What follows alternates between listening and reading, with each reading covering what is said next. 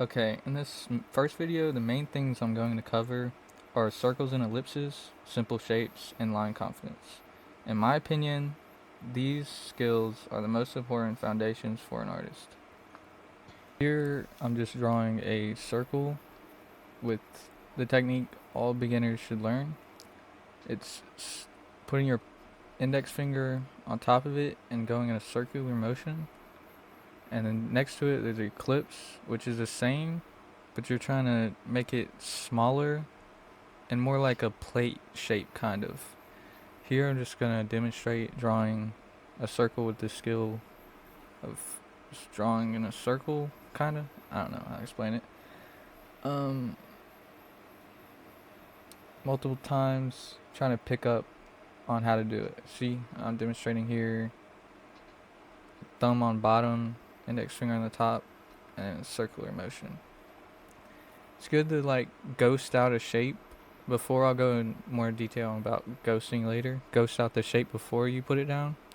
That way, when you do, it'll come out with a cleaner circle.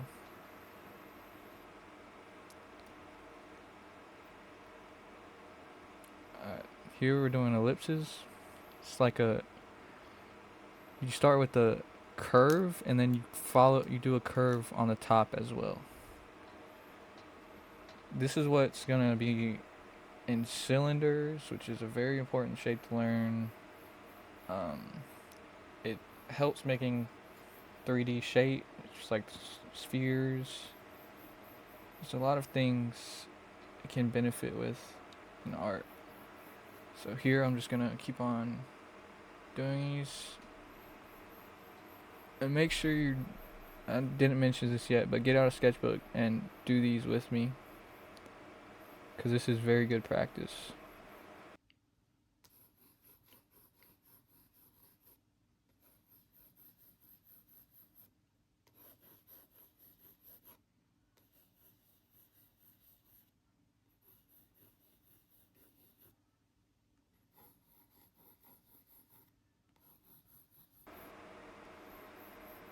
Right here you can see that I made a mistake, and yep, art, you make millions of mistakes. It's literally probably the main thing you'll make. You'll make a million mistakes and only probably 1,000 good drawings by your standards in your lifetime. Well, probably more than 1,000, but you get the idea. Alright, in this part, it's good practice to not waste space on your piece of paper, is to practice drawing shapes inside of what the other things you practice on. So in this instance, it would be drawing shapes inside of circles. So right here, practice drawing triangles inside of the circles you made. Because triangles, they're not used for too many things, but it's still good to know. They're used for the deltoid, the elbows, the knees, kind of for the pecs. There's some things they're used for. More in like backgrounds, they're used a lot.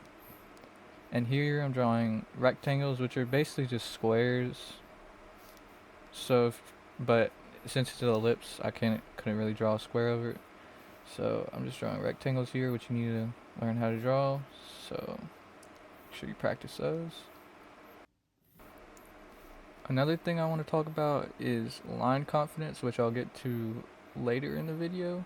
But for these, make sure you're drawing with one singular line. Try not to go over that line multiple times.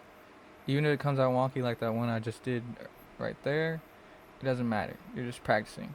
So try and get the cleanest lines possible and not to go over it multiple times.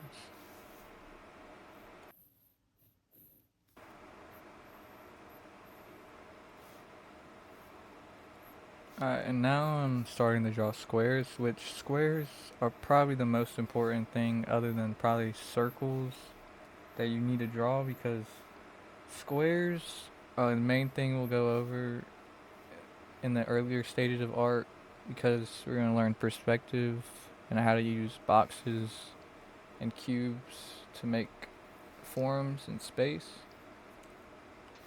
So make sure you practice a lot and a lot of squares. Here, I'm drawing a circle and then putting a center line through it.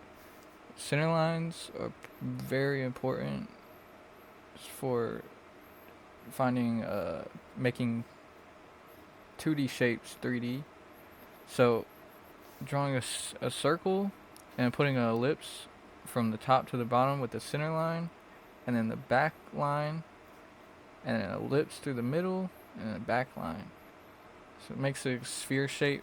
I'll see if I do it better here. I don't know if I do or not. Yeah, so if to see the form better, you do a dotted line on the side that's not shown, but it still shows a sphere kind of.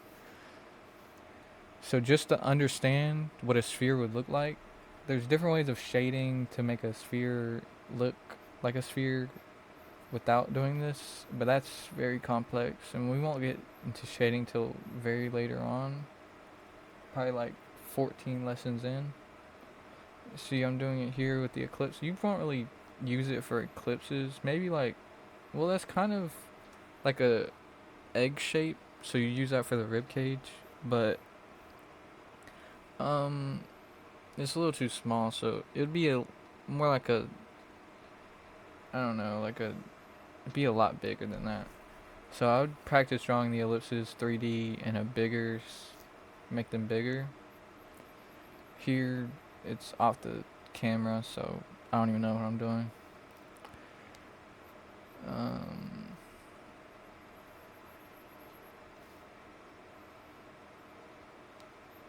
Okay. Oh. I think I'm drawing a triangle or a pyramid here, and showing the light shaded on the opposite side of where the light hits. So, well, we won't get into shading. I'll do a little bit here soon, but not a lot. Just very simple.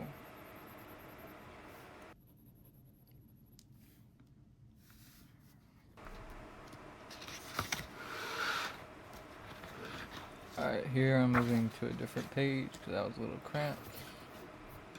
Okay. Now, here, yeah. So this is what I was doing earlier.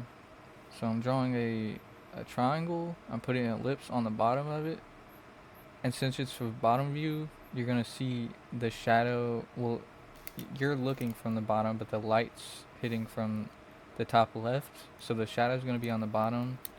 And you're going to see the bottom plane of the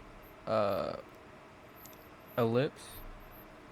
So the shading is going to be on the opposite side of where the light hits and under where the light hits. And that center line indicates that it's a pyramid. It shows the 3D form. Here's another one. I drew the line, the center line too far in, so don't do that. Boom. Shade the bottom. Alright, here I'm going to do it from the top view. So you're going to draw the bottom of the ellipse. Alright, I'm erasing it. Oh yeah, triangle. And then you draw the bottom of the ellipse, and then a center line through the middle, and a dotted line to see the bottom of the ellipse, so you understand how it's 3D. And a center line, and then the shading will come from the light source is from the top right, so you're gonna shade the opposite side. I'll do the same with the light source on the top left. I should in here in a second.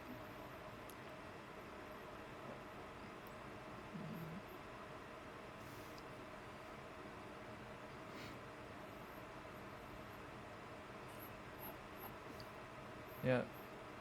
So draw a triangle. Bottom of the ellipse. Dotted line to show the form of the ellipse. Center line through the middle. Light from top left. So you shade the. Alright, here I'm going to show you how to draw a cube. So you do a square, and then do a parallel line to the far right line, or wherever side you're doing, but in this case scenario it's far right line. Do a parallel line a little bit above, and then you do two parallel lines connecting those two. And it's you kind of just have to eyeball the top part. After you eyeball it, just fill it in kind of. It's hard. You just have to look at reference or copy what I do. It's hard for a beginner, but art is hard in general. So I'm showing the shading coming from the top left, and that front side you're seeing is gonna be basically all shaded. There'll be a little spot left right there. Maybe, honestly, I'm not too sure, but kind of some of art is just eyeballing. If I'm not right, I'm not right. That top plane and then the inside plane of that is going to be all hit by light. Here, drawing a square, another cube, connect those, then drawing a light from the right side, shade all the right plane. Oh no, yeah, I got confused there. So the front plane is going to be shaded, and then I draw a dotted line showing the left plane and shade that in. The bottom plane is also shaded.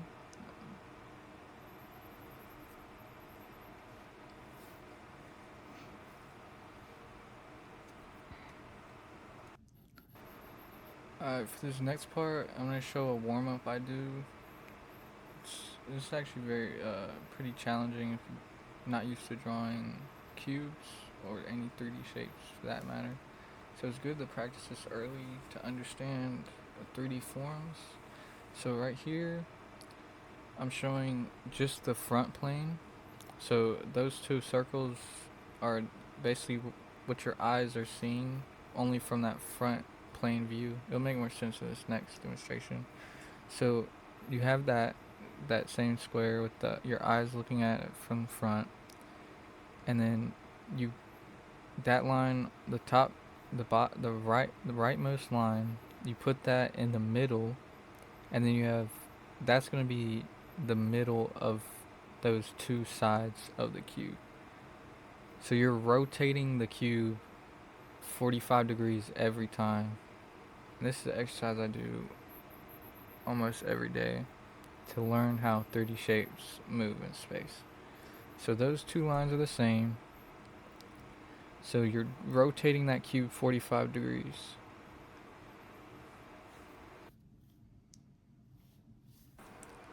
Alright, here, this is like from the starting point, around a 65-degree turn. It's only a little bit more of a turn than the last one. This is probably the hardest point in this process of turning a cube. It's hard to do that. See, I couldn't really do it easily. So it's just, you move that line over a little bit. There's one in the middle of that, where I just did that little M. In the middle of that M, there's one line. You move that line a little bit over, and then you draw a cube. It's kind of hard. You can skip that middle step. I kind of did these points wrong. Okay, and here I'm showing line confidence. So here's an example of what a beginner artist, like when I was beginning, how I would draw just very scratchy, go like multiple times over. So you want to do clean one, maybe you can go over it 2 or 3 times, but you want it to be a clean line. I recommend just doing one. So just go one clean line, And what I talked about earlier, ghosting the line, so going over it in the air before you put the pencil on the paper, and you go over it multiple times, and then you finally put the pencil on the page, and then go over it. Get that clean line. Now I'm showing ghosting a sphere or a circle. So you go over it, and then you finally commit to that last one, and then get that a clean circle. So now ghost the line. So I'm doing triangles. Ghost the line. Do a straight line, and then make a triangle. Ghost it, straight line. Ghost it, straight line. Just practice this a lot, because ghosting a line can get you out of the habit of getting scratchy lines when you're a beginner. Ghosting an ellipse now. So ghost it, and then do it. Ghost, do it, ghost. Just keep on doing it and build your skills. Eventually you can do it. You just do it one clean line, because you've done it so many times that you can just do one clean motion. Now I'm doing more spheres, because you might as well get the practice in, because you already have a circle down. So just practice doing spheres. Those circles you just drew.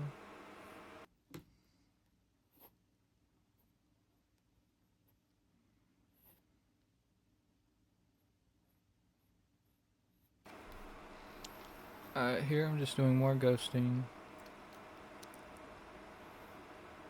And here, oh yeah, this is, now we're on to line confidence. So all we did before was shapes. So now we're moving on to line confidence. So what you want to do is draw a center line through a circle. We'll draw a circle and then draw a center line through the middle and through the top to the bottom, and then draw a square on top of it. And then from the corners, bottoms of the square, the top right corner, bottom right corner and the bottom left corner to that bottom of the circle center line. You're going to draw a clean line on both of those. I'm not that good at explaining, so you'll see here what I'm doing. So you, from the bottom left corner to the bottom of the center line, clean lines, because you want to build up learning how to do those clean circular lines. Okay, this is a very good practice, because you're basically mimicking the jawline, so it's more rounded than an actual jawline, but you're doing that clean here. And then now you're drawing, I want you to draw long with your shoulders. So here, if you do with your wrist, you'll have a circular line, which you don't want. You want to draw with your shoulder. So long lines with your shoulder. Just do a lot of these. A lot of the fundamental or early skills in art is just practice and practice and practice, because you have to build up your confidence with your hands and how you move your hands.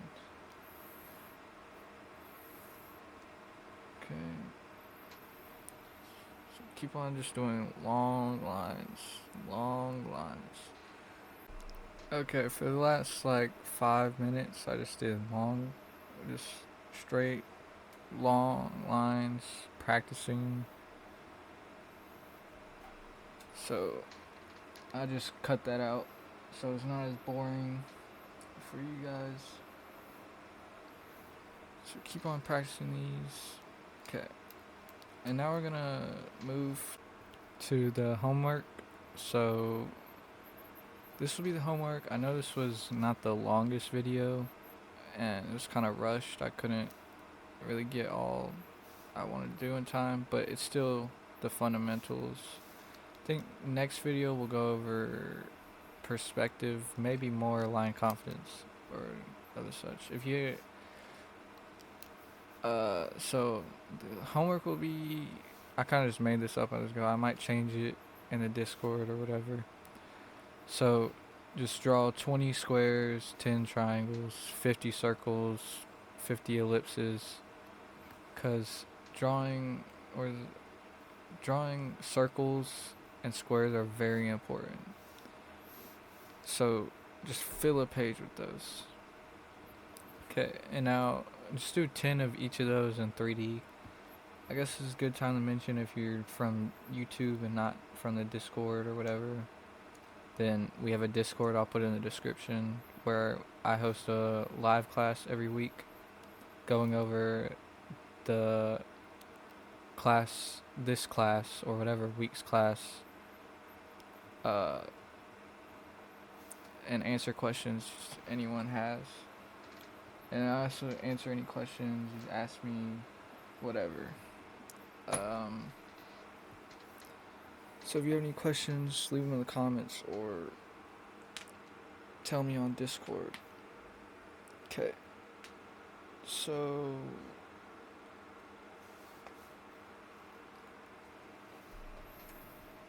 yeah, do 20 cubes, 10 of the rest of the shapes in 3D, because cubes are more important in 3D than the other ones, because you're going to use those most in perspective, which we might do next week. Here for the line confidence homework, that took a while to write down, so I'll save you from watching that. So basically 30 vertical lines, 30 diagonal lines, do another 30 in the other direction diagonal, and then 30 horizontal lines. And then 20 of the circles with center lines, and then boxes, and then that's basically it. And now I'm going to go over what I forgot to add, which is cylinders, probably the most important thing. I don't know how I forgot it. So cylinders are just ellipses with lines going to another ellipse. So you'll see here, got an ellipse, and then you draw another ellipse, and then you connect them. So,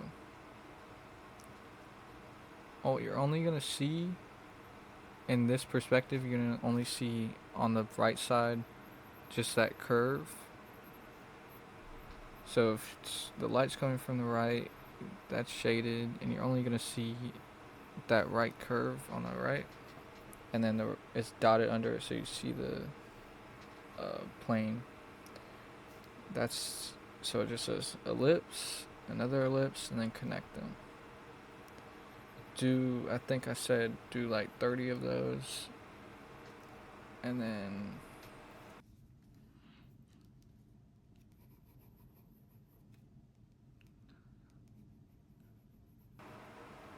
okay, now I'm doing tapered off cylinders, which are important for basically limbs, mostly what you use cylinders for. Most of all cylinders are tapered in the body, at least. So you draw a smaller one to a bigger ellipse, and then it makes a tapered look. So this is good for the forearm, because your forearm goes some smaller up, and then it goes out because your brachioradialis muscle on your right, if your palm's out, goes out, and then your humerus bone also flares out, so it goes out. I don't know how to explain it, but we don't need to get too much into anatomy of it right now. Okay, so I said 50 cylinders and 50 tapered. Probably not gonna do that. That's probably too many. I don't know. I'll make a cleaner homework list in the Discord. So this is the end. Hope you liked it.